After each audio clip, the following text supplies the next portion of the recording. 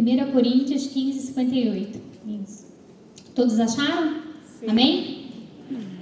Portanto, meus amados irmãos, sede firmes. Repete comigo, firme. Firme. Constante, repete, constante. Sempre abundante. Sempre abundante. Na obra do Senhor, sabendo que o vosso trabalho não é vão no Senhor. O Senhor ministrou uma palavra no meu coração e o tema dessa mensagem é ser de firmes, constantes e abundantes. Amém? Vou estar orando para começar essa palavra. Feche os teus olhos. Vamos entregar essa mensagem nas mãos do Senhor. Senhor, meu Deus e meu Pai, nós te louvamos, rendemos graças, Senhor, ao teu nome, Senhor, pelo privilégio, Senhor, que temos de estar na tua casa. Pai, o privilégio que temos de estar aqui no teu altar, Senhor, consagrando, Senhor, essa noite a Ti, ouvindo da Tua palavra, enquanto os outros continentes, Senhor, são impedidos de ouvir a Tua palavra. Nós temos a liberdade de estar aqui, prestando um culto de adoração ao Teu nome, Senhor. Nós Te louvamos, Senhor, por esse momento. Abra o nosso coração, rasgue, Senhor, o céu, que a Tua presença possa estar, Senhor, o tempo todo aqui, Senhor. Que Tu possa ministrar no meu coração, no coração da Tua igreja. Usa-me, Senhor, como instrumento Teu, para a honra e para a glória do Teu nome. Amém? Amém. Amém.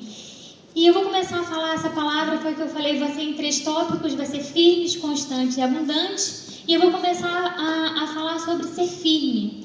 E ser firme nada mais é do que ser fixo, ser estável, ser sólido, inabalável.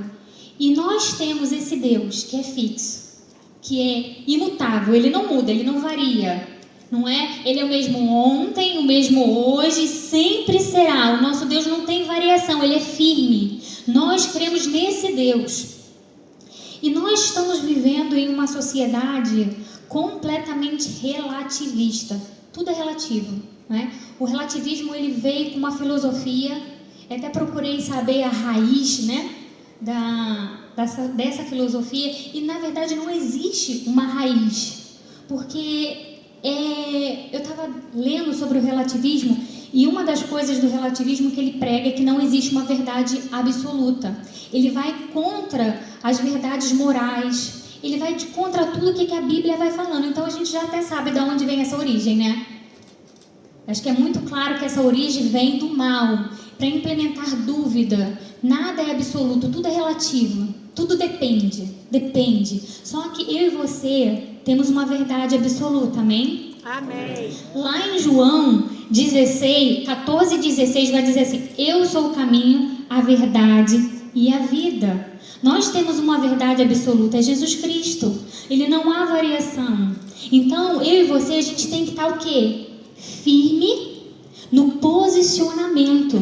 Assim como o nosso pastor se posiciona, e se posiciona de uma maneira com muita coragem, muita ousadia, o Senhor vem nos convidar nessa noite a nos posicionar firmemente na presença dEle. Lá em Mateus 5, 37 vai dizer assim: seja, pois, o vosso falar sim, sim, não, não. Porque o que proceder disso é procedência maligna. O que passa disso é procedência maligna. E é exatamente isso que o relativismo fala. A nossa palavra tem que ser sim, sim, não, não. Se você é crente na igreja. Você é crente na sua casa. Você é crente no trabalho. Você é crente na faculdade. Você é crente na roda de amigos. Você é crente almoçando com um amigo, com uma amiga. Você é crente aonde você estiver. Você não é aquele crente que é só crente na igreja. Porque o que passa disso, o que a palavra nos ensina? É procedência maligna.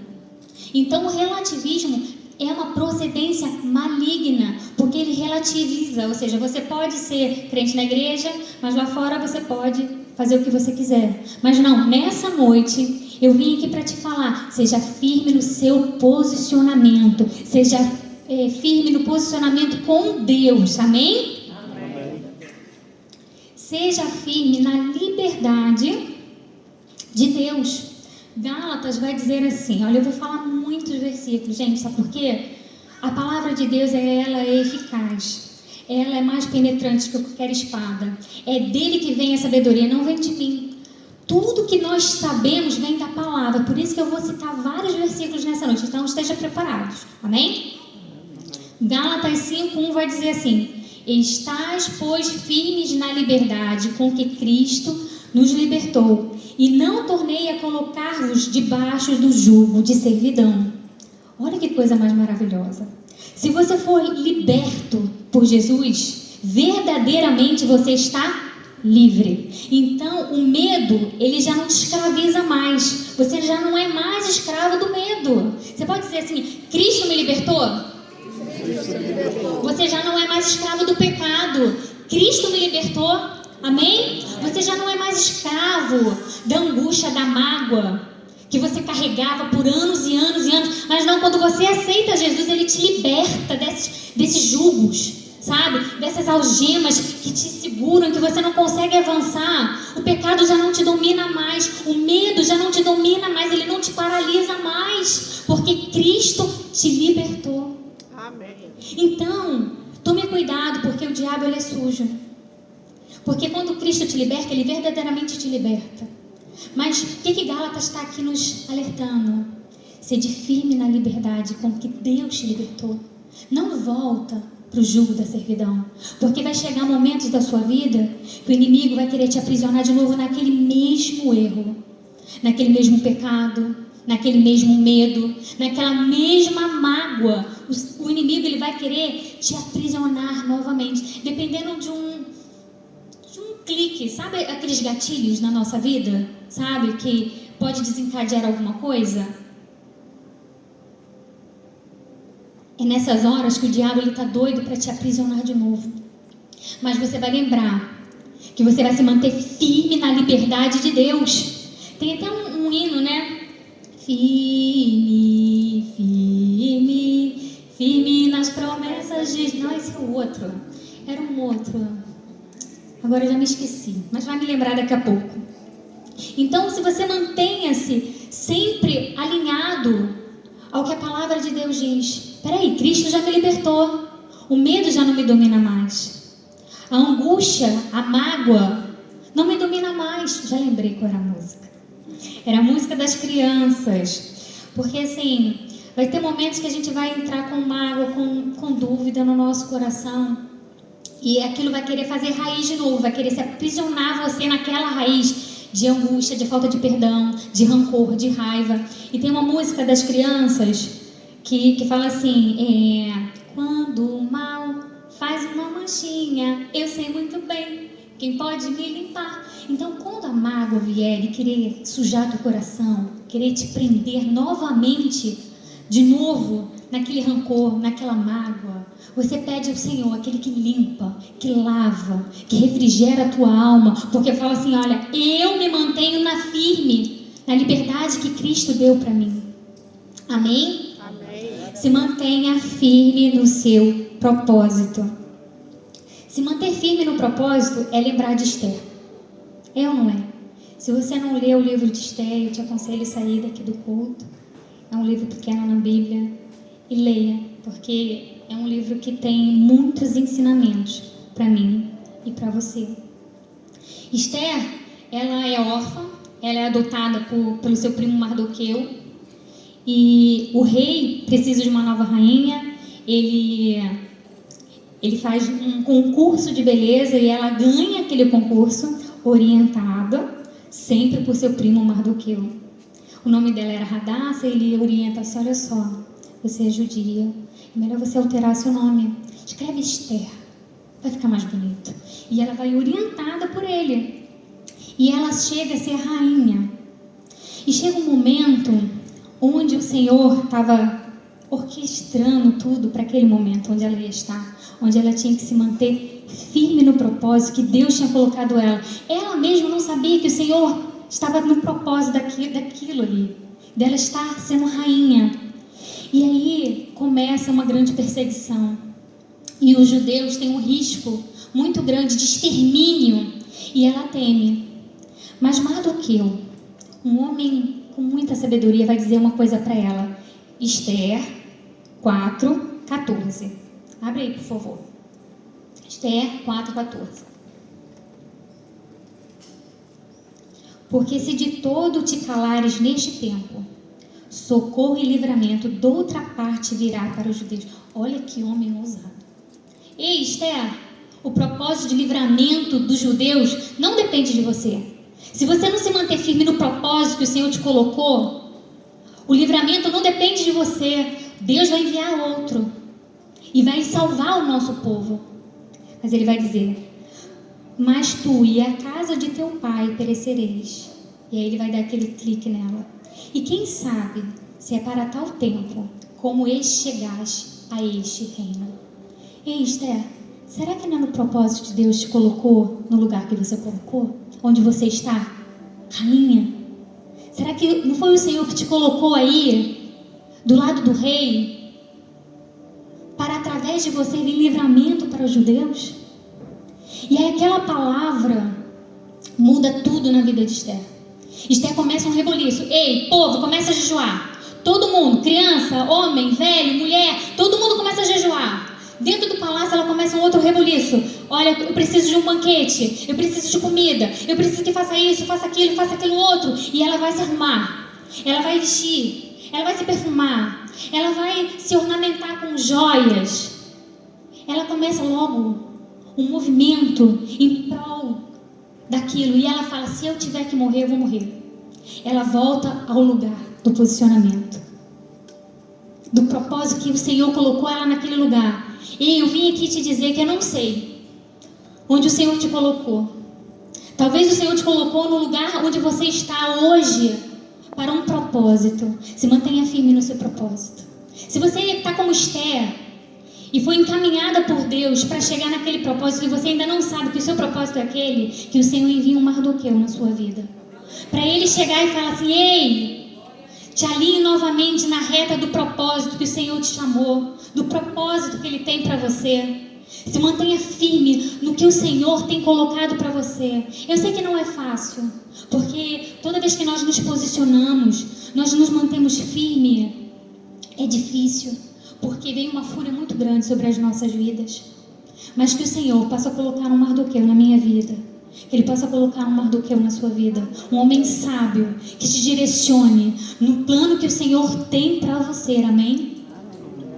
Nessa noite eu também venho falar com você: se mantenha firme em meio às batalhas espirituais.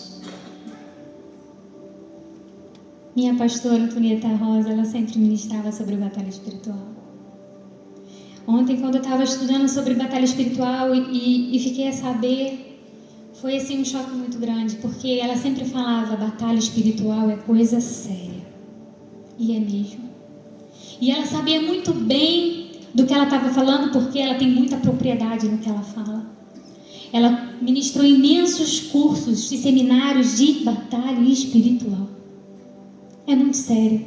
Toda vez que você se posiciona com Deus, você toma uma decisão, é certo que o inferno vai se levantar contra a tua vida. É certo que vai vir fúria para poder você desistir. Mas nessa noite eu venho falar para você: se mantenha firme na batalha espiritual que você está vencendo. Imagina só comigo, se aqui tivesse tudo escuro e tivesse aqui uma lâmpada, uma vela. A luz dessa vela, ela começa a clarear e as trevas têm que se afastar. É ou não é? A palavra de Deus diz que o quê? Nós somos a luz do mundo, o sal da terra. Então, quando você chega no seu trabalho onde só há trevas, a luz que Cristo está sobre a sua vida, ela tem que se afastar. É claro que isso vai incomodar. Porque quando você estava na escuridão, você não incomodava. Nada acontecia, você era um deles. Mas quando você se posiciona, quando você fala assim: não, agora eu sou crente, Jesus entrou no meu coração, Ele governa, e você começa, a luz de Cristo começa a incendiar e as trevas têm que se afastar. Por isso que começa a vir uns ventos assim, ó, doido para apagar a tua chama. Mas se mantenha firme em meio às batalhas espirituais. Efésios 6:11 vai dizer assim: revesti-vos de toda a armadura de Deus, para que possais estar firmes contra as astutas ciladas do diabo. Pode botar o 12. No 12 ele vai falar assim, que a nossa luta não é contra a carne, contra o sangue, mas contra principados, potestades, hostes. Hostes, gente, é um exército. Nada mais é do que um exército. É uma estrutura organizada contra as nossas vidas. Olha que coisa tremenda. E por mais que você ache que o mundo espiritual não existe, você pode negar que o mundo espiritual existe. Você pode simplesmente achar que isso é doideira. Você pode simplesmente ignorá-lo, mas ele existe. E ele influencia o natural. Assim, quando você clama ao Senhor, também influencia o natural. Lembra de Daniel quando orou? Ele jejuou 21 dias. Mas a oração dele foi ouvida no primeiro dia. Mas a resposta demorou, porque os príncipes da Pérsia o impediram. Olha como o mundo espiritual existe. Quando você está orando e pedindo uma resposta do Senhor e ela está demorando, porque está tendo uma guerra no mundo espiritual, para que não chegue as bênçãos para você. Por isso que você tem que se manter firme. E como você mantém firme? Com as armaduras de Deus. Porque senão você não resiste. Porque, pula para o 13 agora. Pula para o 13. Olha o que o versículo 13 vai dizer para mim e para você. Portanto, tomais toda a armadura de Deus, para que possais resistir no dia mau, havendo feito tudo, ficar firme. Porque o dia mau chega. O dia mau chega para mim, o dia mau chega para você, o dia mau chega para todos. E você pode ter orado, jejuado, clamado, rasgado as tuas roupas, tuas vestes diante do Senhor, se vestido de saco, cinza. Mas ele vai dizer aqui na continuação, para você resistir a tudo isso e se manter firme, você precisa estar revestido da armadura de Deus. Porque senão você não consegue se manter firme em meio às batalhas espirituais. Amém? Se mantenha firme nas promessas de Deus. Hebreus 10, 23. Hoje a mídia vai ter trabalho comigo. Retenhamos firmes a confissão da nossa fé, porque fiel é o que prometeu. Você pode repetir para mim? Fiel é quem prometeu.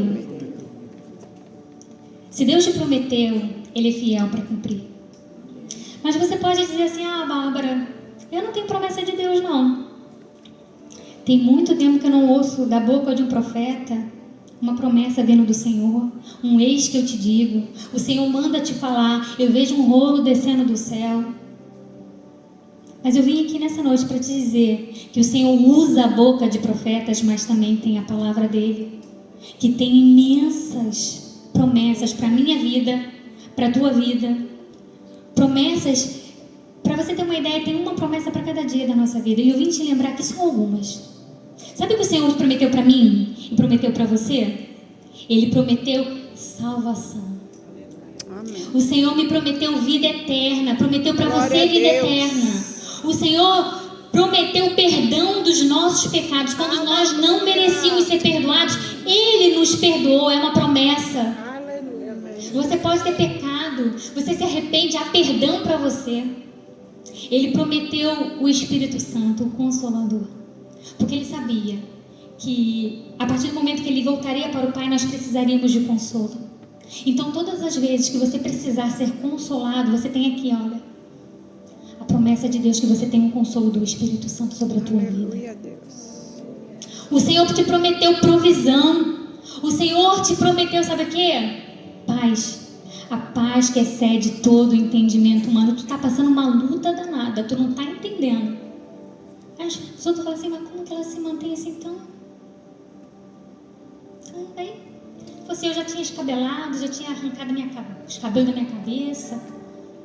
Mas já é a paz que excede todo entendimento humano. O Senhor te prometeu proteção. A palavra de Deus diz que 1000 cairão ao teu lado, 10.000 à tua direita, mas tu não serás atingido. Toma posse das promessas que o Senhor fez para a tua vida. Ele te prometeu isso. E quantas vezes a gente não toma posse?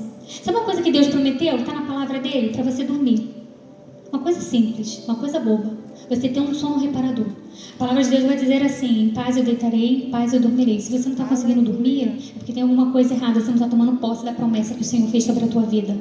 Eu trabalho numa parafarmácia. O que eu mais vendo é remédio para dormir. As pessoas não dormem mais. Elas têm dificuldade, elas só conseguem dormir com medicamento. Mas tem aqui uma promessa do Senhor, toma posse dela. Eu estou te falando só algumas, para fazer você lembrar que o Senhor te prometeu. Tome posse, se mantenha firme no que o Senhor prometeu para a minha vida, para a tua vida. Amém? Amém. O segundo tópico que eu falei era constante. E constante é o que não tem alteração, o que não varia, o que é contínuo, o que é persistente. Constância é sinônimo de quê, gente? Disciplina. Porque como é difícil ser constante, não é? Muitas das vezes, começar nem é tão difícil. O negócio é continuar, manter. Não é verdade? Por isso que o atleta, ele treina todos os dias. Por isso que o músico ensaia, treina, para ele se aprimorar, para ele se aperfeiçoar. Porque tudo que nós fazemos repetidamente, continuamente, gera o quê? Gera excelência. Por isso que o Senhor fala para mim e para você, nessa noite, sede constante. Porque o nosso Deus não tem variação, Ele não muda. Ele é constante. E Ele fala para nós sermos o quê? Imitadores de Cristo. Então temos que ser parecidos com Ele. Então a nossa vida não tem que ter assim, alto, baixo, baixo, alto. Não. A nossa vida tem que ser constante em Deus. Uma hora eu estou no mundo, uma hora eu estou na igreja. Uma hora eu estou na igreja, uma hora eu estou no mundo. Uma hora eu amo Jesus, outra hora eu só quero saber do mundo. Não. A nossa vida tem que ser constante. E ser constante não é fácil. Você tem que se disciplinar. Você tem que fazer, mesmo às vezes sem vontade. Sabe por quê? A minha vida e a sua vida não é governada por os nossos sentimentos. E eu digo isso como uma mulher, que é muito difícil, porque nós mulheres somos muita emoção, né? Quantas e quantas vezes a gente não está sentindo nada. Mas a gente não vai porque a gente sente. A gente vai pelo que nós acreditamos. Por isso que Davi fala assim, porque abate a minha alma. Credes em Deus, Ele está trazendo um juízo às emoções dele. Ei, eu não vou ser governado pela minha emoção. Eu vou ser guiado pelo que a palavra de Deus me ensina. Por isso que a palavra de Deus diz, sede constante. Sede constante em buscar ao Senhor. Orai sem cessar. Seja constante em oração. Seja constante também no seu ministério. 1 Timóteo 4:15 vai dizer assim, medita. O que é meditar? É pensar constantemente. Quando você está meditando, você está pensando constantemente. Nestas coisas, ocupa-te nelas, para que o teu aproveitamento seja manifesto a todos. Ele está dizendo para você se manter firme no seu ministério, para que outras vidas sejam alcançadas. Mas você pode dizer para mim, assim, Bárbara, não tem ministério nenhum. Eu não exerço nenhuma função. Olha, eu não sei para que o Senhor me criou. Para que o Senhor, quando estava me fazendo, o que Ele pensou para mim. E me idealizou eu fazendo. Se você não sabe, comece a orar. Senhor, qual é o meu propósito aqui? Eu estou servindo o meu propósito? Será que eu estou fazendo o que Deus me fez para ser? Mas eu já venho te dizer que você tem um ministério. A palavra de Deus vai falar aqui. Ide e pregai o evangelho a toda criatura, por todo mundo. Se você está vendo aí um banco vazio, é responsabilidade sua ir pregar e encher. Você despovoar o inferno e povoar o céu. É o seu ministério. Ah, mas eu só faço isso com o microfone na mão? Não. Você faz isso no seu trabalho. Você faz isso aonde você estiver. Qualquer oportunidade você está lá pregando a palavra de Deus. Ei, existe um Salvador. Tem alguém que te ama. Alguém que te formou. Pensou em você. Ele não te abandona. Pode uma mãe esquecer do seu filho, todavia eu não esquecerei de ti. Essa é a palavra. Esse é o nosso Deus. Amém? Sede constante no temor. Seja constante no temor. Provérbios 28:14 vai dizer assim: como é feliz o homem, constante no temor do Senhor, mas o que endurece o coração virá a cair no mal. Ser constante no temor do Senhor é ter um relacionamento com Deus. Sabe por quê? Vou te dar um outro exemplo das crianças, porque eu tenho um filho pequeno, né? E agora nesse verão, Miguel só quer saber de andar de bicicleta. Adoro andar de bicicleta. E sabe o que me fez pensar? Que é um movimento constante da bicicleta que não te deixa cair. Se você para em cima da bicicleta e tenta ficar parado, você não consegue, você cai. Essa é a nossa vida cristã. É um movimento constante. Você não pode parar de orar. Você não pode parar de buscar o Senhor. Você não pode ter... você tem que ter medo de se afastar do Senhor. Ai de mim. Não retire de mim o teu Santo Espírito. É um movimento constante que nos aproxima de Deus. Amém? Que não nos deixa cair na cilada do mal. Sabe por quê? Porque quando a gente não é constante, a gente vai lá, erra, quebra a cara. Quando já caiu de bicicleta? Quando estava aprendendo? Não é? A gente não se quebra todo? E é assim que acontece na nossa vida. A gente se quebra todo e volta todo quebrado para Jesus. Mas Jesus está falando, olha, se mantenha constante no temor, porque assim evita que você caia. Aleluia. Seja constante na fé. Hebreus 5:14. No entanto, o alimento sólido é para os adultos, os quais, pelo exercício constante da fé, tornam-se capazes de discernir tanto bem quanto mal. Isso aqui é tremendo. Essa palavra fala muito forte no meu coração. Porque quando a gente aceita Jesus, a gente é um bebê de colo. A gente chora, logo vem o quê? Vem o leite, logo vem a resposta. É ou não é? O Senhor está ali pronto. Porque você aceitou Jesus, você é um bebezinho ainda. Mas chega um momento, quem já passou aqui, mãe, pela transição alimentar, né? A iniciar o alimento, chega uma altura do bebê que só o leite não vai ser o suficiente. Ele precisa se alimentar com coisas mais sólidas. E o que a gente faz? A gente faz uma papinha. A primeira papinha normalmente é a quê? A banana. Aí a gente tenta dar a banana na boca do bebê. O que acontece? O bebê está mais para fora do que para dentro. E a gente vai lá, insiste, bota de novo. É assim o Espírito Santo na nossa vida. A gente não quer crescer espiritualmente. A gente não quer se tornar adulto, mas o Espírito Santo nos impulsiona. Ei, agora o tempo do leite acabou. Está na hora de você comer alimentos mais sólidos, para que você possa ter o quê? Discernimento espiritual. E discernimento espiritual é um dos dons do Espírito Santo. São dons espirituais, porque quando nós estamos alicerçados, tendo um nível de intimidade diferente, não só de ouvir falar, mas de viver experiências sobrenaturais com Cristo, a gente começa a desenvolver dons espirituais. No culto da mulher a gente até falou um pouco sobre isso, sobre os dons espirituais. E uma das coisas que a gente vê é que cada vez menos estamos buscando os dons espirituais. Por quê? Porque o dom espiritual não é para mim. É para serviço do outro. É para serviço do reino. Por isso que a nossa sociedade cada vez mais, né, a gente vê egoísta, egocêntrica, né? Isso é reflexo. Mas nessa noite eu creio que vamos ser constantes na fé. Vamos querer sair do nível de bebê, do leite, e começar a comer alimentos mais sólidos, mais ter experiências sobrenaturais com Deus. Amém? Amém. E o último tópico para eu terminar: sempre abundante. Abundante é mais do que o suficiente. Eu acho a coisa mais linda isso, ser mais do que o suficiente. Porque o nosso Deus é um Deus abundante, transbordante, não é? Aquele que é farto. Imagina assim, aqui esse copo. Quando nós buscamos a presença do Senhor, Ele vai enchendo, Ele vai enchendo. Chega um momento que Ele está aqui no talo, Ele está o suficiente. Estamos cheios da presença do Senhor. Ele está o suficiente para mim. Mas o Senhor, nessa noite, veio te convidar. Será abundante. Porque quando você começa a colocar mais do que o suficiente, aquilo entorna.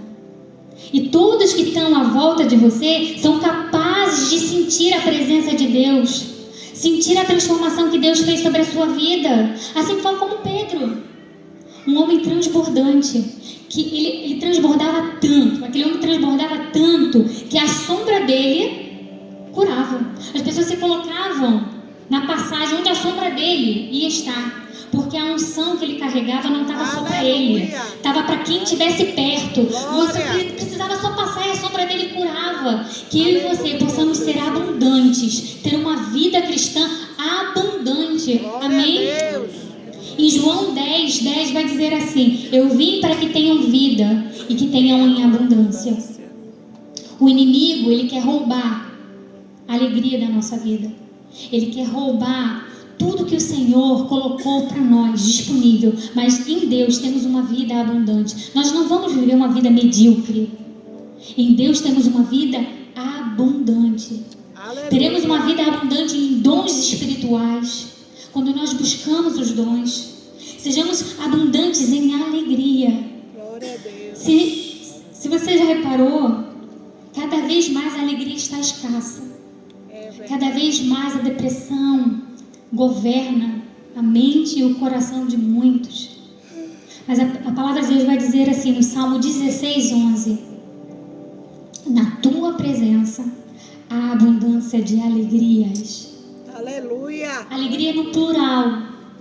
É na presença de Deus que você tem a alegria. Não é aquela alegria momentânea. Não é aquela alegria passageira. Que você está alegre lá e chega em casa, você começa a chorar sozinho. Porque ninguém sabe que você não está bem. Mas no Senhor, na presença de Deus. Só que a gente quer buscar alegria em outras coisas. E não na presença do Senhor. E por isso que cada vez mais estamos cada vez mais frustrados, tristes. Porque é na presença dele que há abundância de alegrias. Aleluia. E Ezequiel 47:3 vai falar sobre as águas purificadoras. E eu queria te pedir para que não fosse que nem eu, nem você fosse um crente raso. Porque em Ezequiel vai falar sobre as águas purificadoras, ele vai falar que existem águas que estão nos arteiros. Imagina um rio, o rio de Deus, o rio que desce do trono de Deus, e você está caminhando nesse rio, e as águas estão aqui nos arteiros, você consegue ainda dominar, você consegue ir e fazer o que você quer. Mas quando você vai indo adiante, as águas vão no joelho, as águas vão até o lombo, mas até o lombo você ainda consegue mexer a sua cabeça. Você consegue ainda ter domínio sobre você, porque a mente domina tudo. Mas o Senhor nessa noite vem te convidar a ir a águas mais profundas, de intimidade com Deus. Aquela que você não governa mais a sua vida, mas Ele governa a sua vida. Onde você já não tem mais domínio sobre o que você quer, mas sim o que Ele quer para a sua vida. E nessa noite eu venho te convidar a viver um nível de profundidade, de intimidade com Deus que você ainda não viveu. Eu vou fazer um convite, vou pedir ao nosso pastor para interceder pela sua vida. Você ainda, que ainda não sente que está num nível de águas mais profunda. Bárbara, eu sou crente. Eu acredito que minhas águas já estão nos lombos, mas eu ainda não vivi as águas que eu perco o controle de mim e que o Senhor governa a minha vida. E Bárbara, eu quero ter um nível de intimidade com Deus que eu ainda não tive. Vem aqui à frente. Não tenha vergonha de querer buscar mais do Senhor sobre a tua vida. Aleluia. Sabe por quê? Porque quando somos inundados pela presença de Deus, tudo muda. Porque Ele governa, Ele mostra os caminhos para você ir, para o que te direcionar. E que nessa noite você possa se posicionar com um nível de profundidade muito maior do que você já viveu. Pode pode se levantar, por favor. Se você tem vontade de ter um nível de intimidade, de busca, de presença de Deus que você ainda não viveu, vem aqui à frente, por favor.